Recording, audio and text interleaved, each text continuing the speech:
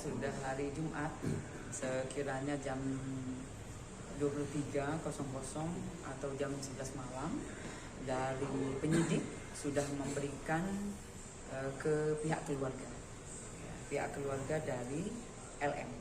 Artinya yang menjemput siapa?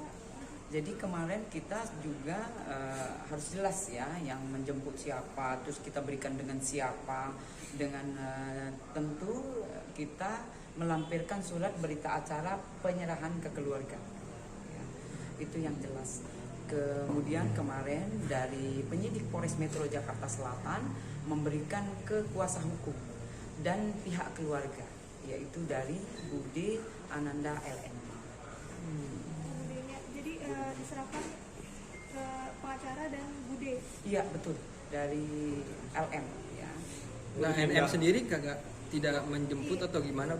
Ya, jadi kalau kita ya dari penyidik berkoordinasi dengan NM. Kemudian yang dikirim atau yang mengambil dan yang mendampingi Ananda LM itu yang jelas kita kemarin memberikan surat penyerahan, berita acara penyerahan kepada kuasa hukum dan pihak keluarga dari Ananda LM. LM sendiri memang masih tidak mau bertemu dengan NM atau seperti apa? Oh, kalau itu masalahnya penyidik mendalami kasus yang jelas ya. Kondisi LM saat diserahkan ke keluarga gimana? Ya kondisi ya kemarin ada berontak kooperatif kamu? kemarin dari penyidik ya juga menyerahkan, kemudian dengan apa adanya yang jelas ya, bukan ada pemaksaan, kemudian yang diberikan ya dari penyidik ke kuasa hukum dan kepada budinya. Kalau alasan penyerahannya sendiri apa sih, Bu?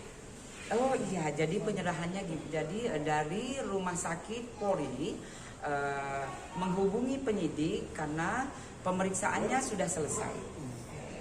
Kemudian dari penyidik menghubungi NM selaku orang tuanya, gitu. Dan yang datang adalah kuasa hukum dan Bude dari Ananda.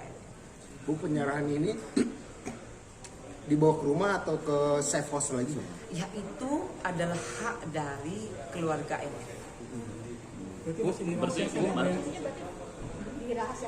Iya, kalau kita menyerahkan ke keluarganya ya tentunya ya, karena penyidik memberikan ke keluarga ya, dan yang menerima dari kuasa hukum dan Budi atau keluarga NM.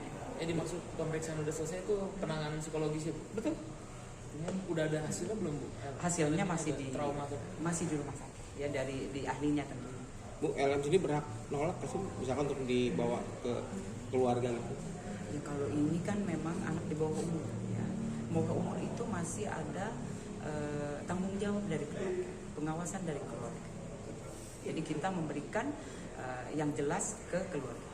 Terkait statement pihak kuasa hukum Fadil bilang bahwa ada upaya menghalang-halangi proses yang berjalan.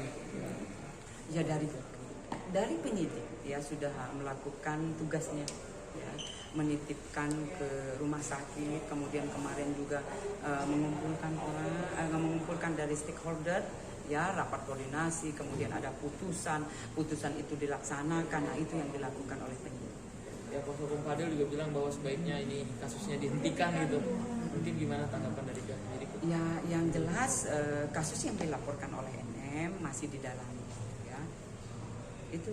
Tapi Bu kan si LM ini dari awal sampai akhir tuh kan kekeh gitu dengan statementnya Rasman sendiri kelanjutannya gimana, Bu? Iya, masih didalami. Ya, kemarin sudah diminta keterangan kan jelasnya ya.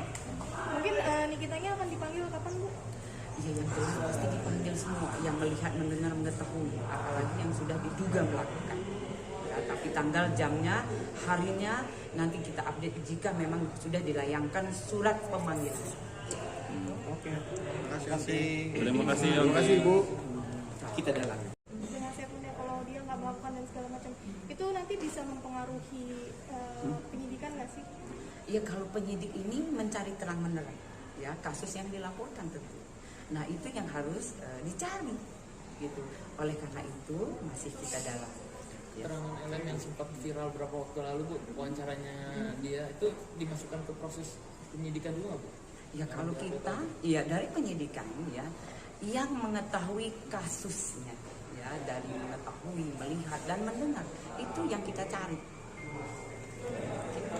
Perkembangannya mungkin terakhir seperti apa Bu? Masih, kasusnya masih di dalam itu. Mungkin akan ada pemanggilan Jika memang ada pemanggilan atau keterangan yang diperlukan oleh penyidik pasti kita panggil ya.